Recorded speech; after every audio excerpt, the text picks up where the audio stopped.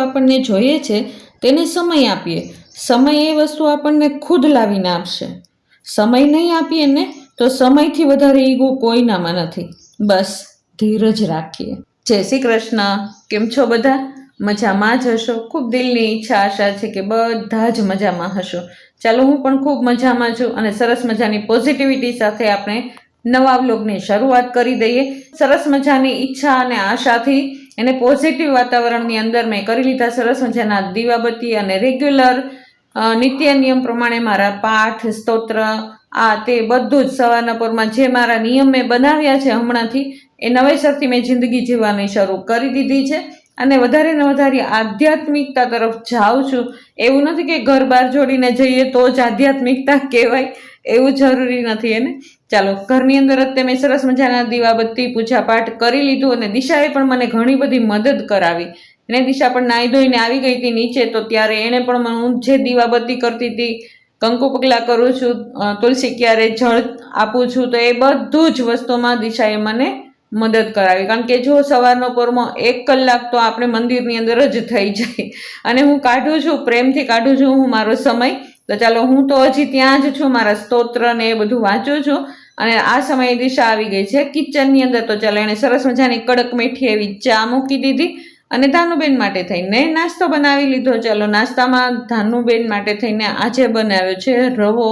રવાની અંદર 2 બદામ કાલ રાતની પલાળી રાખી હતી, એકદમ ઘસી નાખી અને એમાં નાખી દીધી અને પછી જ્યારે ઠરી જશે ત્યારે એમાં એક નાખી દેશે બનાના. તો ચાલો, નાસ્તો પણ તૈયાર છે, કડક મીઠી ચા પણ તૈયાર છે. ચાલો, મલાઈ બધી દિશા કાઢી લેશે એને, કારણ કે 2-3 દૂધ હોય, બધા અલગ અલગ રાખવાના હોય.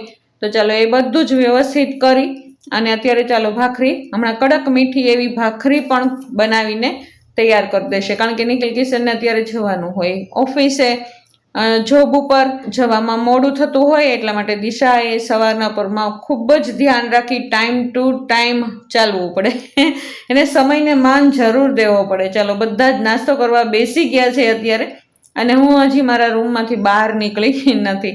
કારણ કે અમે હમણાંથી ઘણા બધા નિયમો લીધા છે એવા કે હું જે પૂરા જ કરું. તો દિશા મને બોલાવવા આવે છે, ચાલો મમ્મી પહેલાં નાસ્તો કરી લઈએ પછી તમે તમારે જે કરવું હોય ને તે કરજો. તો ચાલો, મારા માટે કાલ રાતની સાંબાની ખીચડી બનાવી હતી એ છે, તો મેં અને દિશાએ પણ સાથે સાથે નાસ્તો કરી લીધો અને ચાલો લાગી જઈએ કામે ભાઈ.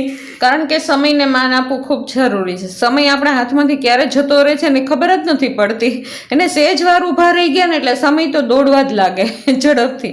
એટલા માટે થઈને મેં આગળ જ વાત કરી એમ, સમયને હંમેશા આપણે માનથી રાખવું જોઈએ. જો સમયને માન આપશું ને તો સમય આપણને જરૂર માન આપશે જ તે.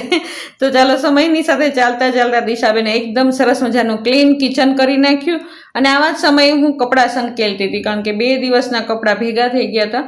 હમણાંથી વરસાદ એવું થાય કે ઝરફરાટ આવતો હોય તો ઘરના અમુક એવા કામ હોય જે રેગ્યુલર ન થાય ને. તો ચાલો, દિશાબેને એનું કામ કરે છે, એકદમ મસ્ત એવું કિચન સાફ કરે ને.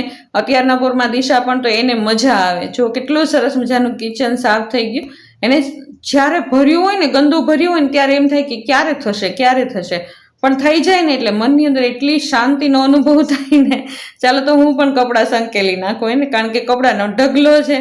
તો દિશા કહે કે મમ્મી બહારનું ફળિયું વાળી નાખીશ, કારણ કે આજે એટલું બધું કાંઈ છે નહીં બહાર, તો એ હું વાળી નાખીશ ને. કારણ કે જો અમુક કામ એવા હોય કે કંટાળાજનક હોય. જો આ દાખલા તરીકે કપડાં સંકેલવાનું કામ છે, વાસણ ગોઠવવાનું કામ છે, લોટ બાંધવાનું કામ છે, અમુક કંટાળાજનક હોય. એટલા માટે થઈને મારી પાસે આવી જાય આ બધા કામ. તો ચાલો, આપણે એ કામને પણ પ્રેમથી કરી લઈએ. તો ચાલો, અમુક જીવનની એવી શીખ છે ને કે જો બધાને ખુશ રાખવાની આપણે કોશિશ કરીએ ને તો આપણે ન રાખી શકીએ. શા માટે? કારણ કે આપણે ભગવાન નથી. ભગવાને પણ બધાને ખુશ રાખી શકતા નથી ને. કોઈકને દુઃખ લાગે તો કોઈક સુખ મારે એને.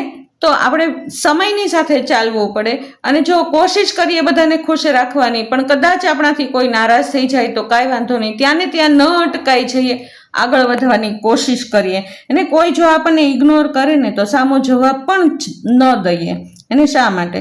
આપણે આ કામથી કામ રાખીએ ને, એમને એનો જવાબ સમય બતાવશે એને. એનો જવાબ મળી જ જવાનો છે.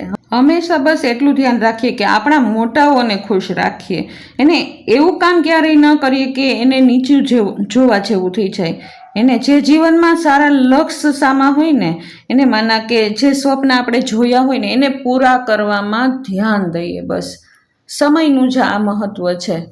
જો આપણી આજુબાજુ કેટલા લોકો હોય, સાથે હોય, પણ તે જિંદગીની સિચ્યુએશન એવી હોય ને કે પોતાને જ સહન કરી અને પરિસ્થિતિમાંથી નીકળવું પડે. લાગે છે કે નહીં? અનુભવ છે કે નહીં તમને લોકોને? એને લડવું પડે. એક વાત પર પણ ધ્યાન દેવાની જરૂર છે ને, દુઃખ ઉપર ધ્યાન દેશું ને તો દુઃખી જ રહેવાના, સુખ ઉપર ધ્યાન દેશું તો હંમેશા સુખી રહેશું.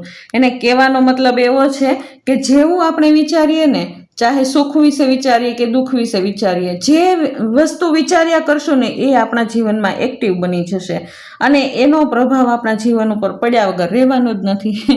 એટલે હંમેશા સાચી વાત અને સાચા વિચારો ઉપર જ ધ્યાન દેવાની જરૂર છે, જેનાથી આપણું જીવન હંમેશા ખુશ અને શાંતિભર્યું બન્યું રહે. ચાલો, હું પણ આવી ગઈ છું અત્યારે. બધા જ ઘરના કામ થઈ ગયા છે અને હું આવી ગઈ છું અત્યારે મંદિરે આવીને એકદમ મનને શાંતિનો અનુભવ થાય. એને મનની શાંતિ જોઈએ ને તો કોઈક એવી આધ્યાત્મિક જગ્યાએ જતા રહીએ કે જ્યાં આગળ આપણને કોઈ નેગેટિવ વિચાર ન આવે. કદાચ થોડીક પણ મનમાં વિચાર આવતા હોય ને તો આપણા ઘરની અંદર જે મંદિર હોય ને એની પાસે પણ આપણે ઊભા રહી જઈએ ને તો પણ નેગેટિવિટી છે ને એ જતી રહેશે, વિચારો એકદમ બદલાઈ જશે. એને ઘણી વખત એવા અનુભવ થતા હોય તો આપણે આપણી આજુબાજુ જે જગ્યા હોય ને જે આધ્યાત્મિક હોય ત્યાં આગળ જતા રહીએ એટલે આપણા બધા જ પ્રશ્નનો હલ મળી જશે.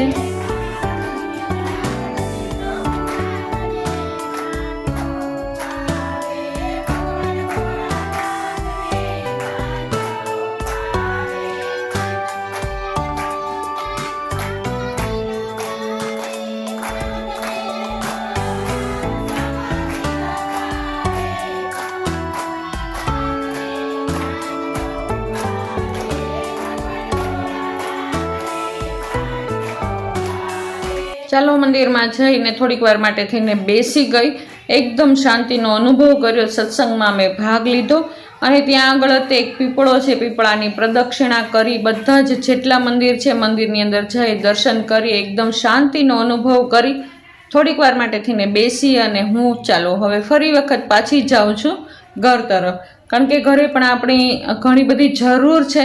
ત્યાં આગળ પણ આપણું કિચન રાહ જોવે છે. ચાલો ઘરે જઈને શું કરવાનું છે બતાવી દઈએ. તો ચાલો, હું આવી ગઈ છું ઘરે અત્યારે અને કરી લઈએ આપણે રસોઈ. દિશા અત્યારે ગઈ છે ધાનુબેનને ઉઠાડવા. અત્યારે ઘરની અંદર કોઈ નથી, એને દિશા ઉપર ગઈ છે. ધાનુબેનને ઉઠાડીને નીચે લાવશે ને ત્યાં સુધીમાં 12 લગભગ વાગી જશે. અત્યારે વાગી ગયા છે 10:30. તો 10:30 વાગ્યામાં મેં કરી લીધી છે શરૂઆત રસોઈની, હે ને. તો 12 વાગ્યા સુધીમાં તો રસોઈ બની જ જશે. આજે ખાલી ને ખાલી બનાવવાનો છે શાક અને રોટલી જ. તે હમણાંથી એવું જ કરીએ છીએ કારણ કે મારે પણ શ્રાવણ માસ છે ને છોકરાઓને હમણાંથી ભાત ભાવતા જ નથી અને હમણાં આમસ્તા પણ શરીરનું થોડુંક ધ્યાન રાખવું પડે, કારણ કે આ શ્રાવણ અને ભાદરવો મહિનો છે ને એ થોડુંક સાચવી અને ખાવું પીવું વધારે જોઈએ, કારણ કે આમાં તબિયત બધાની લગભગ મેજોરિટી વધારે ને વધારે બગડે, કારણ કે વાતાવરણ જ આ 2 મહિનાનું એ રીતનું હોય છે. તો ચાલો આપણે રસોઈની અંદર આજે બનાવી લઈશું ભીંડાનું શાક. અને ખાલી ને ખાલી એકલા ભીંડાનું શાક કરશું આજે, બટેટા નહીં નાખીએ. હમણાંથી છોકરાઓ એટલા બધા ડાયા થઈ ગયા છે કે બટેટા ન નાખીએ ને તો એ ચલાવી લે છે. તો ચાલો સરસ મજાના દહીંવાળા ભીંડાનું શાક કરશું, હે ને. ભીંડાનું ખાલી ને ખાલી એકલા ભીંડાનું શાક કર્યું છે.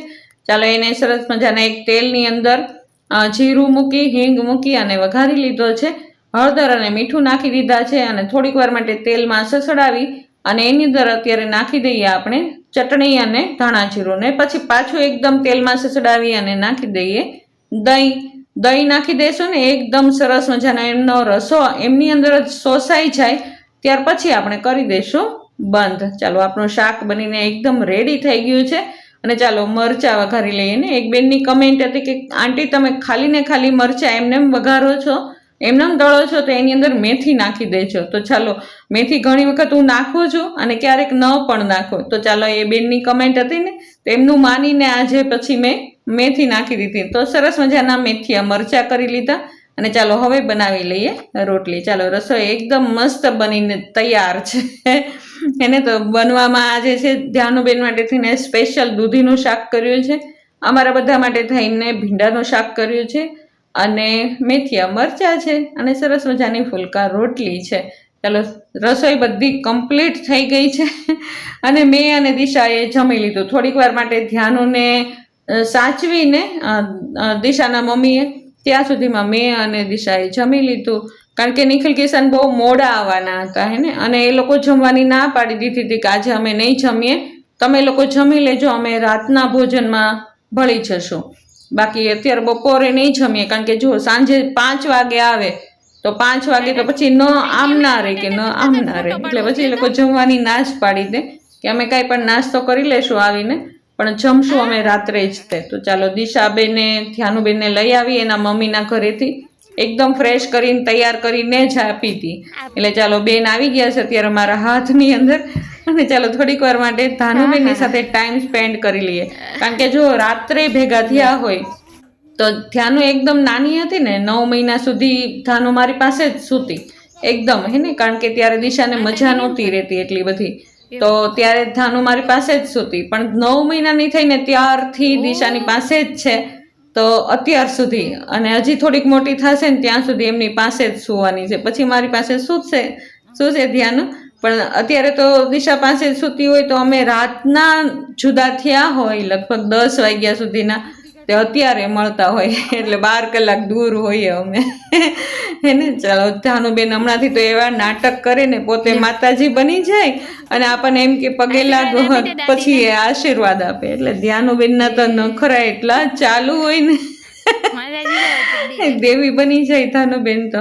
અને એની સાથે મને પણ મજા આવે ને, કારણ કે જો ટાઈમ તો કાઢવો ને, આપણે આખો દિવસ કાંઈ 24 કલાક તો આપણી પાસે કામ હોય નહીં કે આપણે કર્યા જ કરીએ. એને મનની ખુશી પણ એક વસ્તુ છે ને, એ પણ જોઈએ જીવનની અંદર. તો ચાલો અમે સાંજના સમયે આરામ કરી અને નીકળી ગયા છીએ અત્યારે બહાર હેને. તો અત્યારે અમે ક્યાં જઈએ છીએ જોઈ લ્યો. અમે જઈએ છીએ અત્યારે હવેલીએ દર્શન કરવા. હમણાંથી અમારો નિયમ બની ગયો છે કે સાંજના સમયે અમે રોજ છે અમારો ટાઈમ છે હવેલીમાં સ્પેન્ડ કરીએ. કારણ કે અત્યારે હિંડોળાના દર્શન બધા થતા હોય. આ વ્લોગ ઘણા દિવસ પહેલાંનો છે, એ હું તમને બતાવવાની કોશિશ કરું છું. આ દિવસે મેં એક વ્રત લીધું હતું કે હું આજે 108 પરિક્રમા કરીશ ગિરિરાજજીની. તો હું સાથે શિંગદાણા લાવી છું એને 108 શિંગદાણા ગણી અને એક રૂમાલની અંદર મેં પોટલી બનાવી લીધી છે. અને ચાલો હમણાં થોડીક વારની અંદર જ મારી પરિક્રમા શરૂ થઈ જશે હેને. તો જુઓ ધાનુબેન પણ કેવા સરસ રીતે એકદમ મસ્ત રીતે શ્રીનાથજી બાવાના, ગોવર્ધનનાથજીના હેને દર્શન કરતા શીખી ગઈ છે. એને આપણે જોઈએ તો આપણને એમ થાય કે આને કોણે શીખવાડ્યું હશે આવું બધું એને એટલું એની મેળે તે બીજાને જોવે ને તો એ જોઈને એ બધું શીખી જાય. આપણે પણ કંઈક ને કંઈક કરતા હોય તો આપણને જોઈને પણ એને ખબર પડી જાય કે આમ જ કરવાનું હોય, અને એ કરે ને તો આપણને એટલી ખુશી થાય ને અંદરથી. ચાલો અમે હિંડોળાના દર્શન ઉપર કરી આવ્યા છીએ, અને ચાલો હવે જતા રહીએ નીચે આપણું કામ કરવા માટે હેને. ચાલો મેં નિયમ લીધો હતો કે આજે પ્રદક્ષિણા કરવાની છે, તો મારા હાથમાં છે શિંગદાણાની પોટલી. એક પ્રદક્ષિણા કરીએ ને ત્યારે એક દાણો મૂકવાનો. ત્યાં આગળ એક સુંડલી રાખી હોય, એની અંદર બધા જે લોકો પરિક્રમા કરતા હોય ને એ બધા જ ત્યાં આગળ એક પરિક્રમા થઈ જાય એટલે એક દાણો મૂકી દેવાનો. એવો મેં 108 પરિક્રમા કરવાની હતી એટલે 108 શિંગદાણા લીધા હતા. ધ્યાનુબેન પણ જો મારી સાથે એને પરિક્રમા પૂરી થવાની તૈયારી હોય ને એટલે મારા હાથમાંથી શિંગદાણો લઈ લે અને એ પોટલીની એ ટોપલીની અંદર નાખી દે. જો ત્યાં આગળ ટોપલી રાખી છે અને એમાં શિંગદાણો ધાનુબેન નાખી દે છે. અને મારી સાથે એને પરિક્રમા કરી, એને છેક સુધી જ્યાં સુધી મેં પરિક્રમા કરીને ત્યારથી એણે પણ શરૂ કરીને એણે મારી સાથે જ પૂરી કરી. ભલે આગળ પાછળ થઈ જાય, ક્યારેક એ આગળ થાય, ક્યારેક હું આગળ થઈ જાઉં, પણ એ આવી જાય મારી બાજુમાં. ચાલો મસ્ત એવું એને જે ધાર્યું હતું ને એ કર્યું. એને ઘરેથી મેં નક્કી કર્યું હતું કે મારે આજે આ કરવું છે તો એ હું કરીને જ રહું. લક્ષ્ય જો આપણી સામે હોય ને તો એ દિવસ આપણો સારો જાય જ. તે સવારના પોરમાં અમૃત વેળાએ જ મેં ભગવાનની સાથે વાતો કરી લીધી હોય કે મારે આજે આ કરવું છે, ભગવાન મને મદદ જરૂર કરજો. તો ભગવાન જરૂર મદદ કરે જ છે. ચાલો ત્યારે આવો રહ્યો મારો આજનો આખો દિવસ. તમને કેવો લાગ્યો મારો આજનો દિવસ? જો તમને મારો આ વ્લોગ ગમતા હોય તો જરૂરથી લાઈક, શેર અને સબસ્ક્રાઈબ કરી દેજો. ચાલો હમણાં જ યમુનાજીની આરતી થશે, ગિરિરાજજીના દર્શન થશે. કાલ ફરી વખત મળશું આપણે. ત્યાં સુધી જય શ્રી કૃષ્ણ.